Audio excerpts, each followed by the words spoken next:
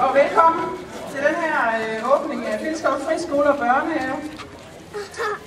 Det bliver jo den allerførste skoledag nogensinde for Filskov Friskole. Og børnehaven startede onsdag den 1. august. Der har været forældre, der har været bedsteforældre, og der har været lokalt fra området. Uden overhovedet at have direkte tilknytning til skolen, så har der været nogen her og hjælpe til og gøre klar. Altså simpelthen bare fordi de gerne vil bakke op. Og det er bare rigtig fedt at se. Altså det har været helt fantastisk. Tak for det. Det er vigtigt, at vi står sammen om det her. Vi bliver ved med at stå sammen om det. Så skal vi nok få områdets allerbedste skole og børnehave. Det er jeg slet ikke i tvivl om. Filskov Friskole og børnehave længe leve. Hurra! Hurra! Hurra! Vi tager det langt også. Hurra!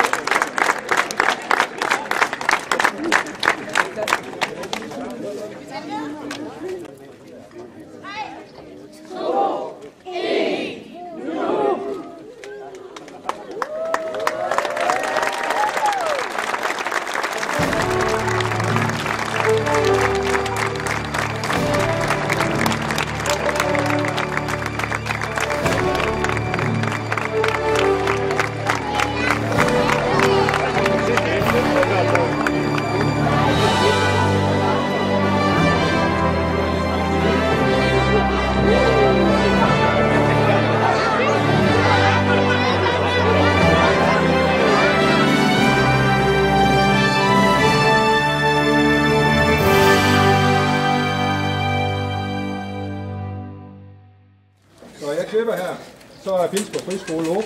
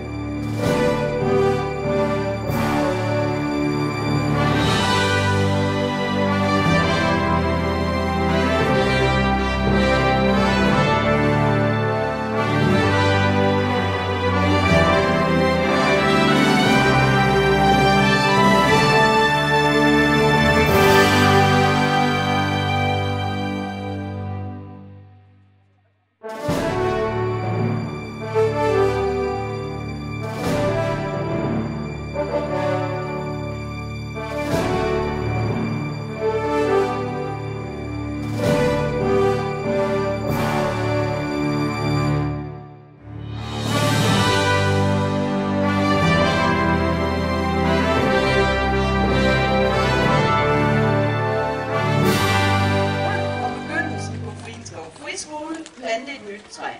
Denne gang skal det være et lindetræ, som også bliver kaldt kærlighedens og glædens træ. Og hvad er bedre til at symbolisere kærligheden til og glæden ved at videreføre det, at der fortsat skal være skole her i Filskov. Nu som Filskov Friskole og Børnehave. Og Peter og Lisbeth, de vil nu plante træet. Ja.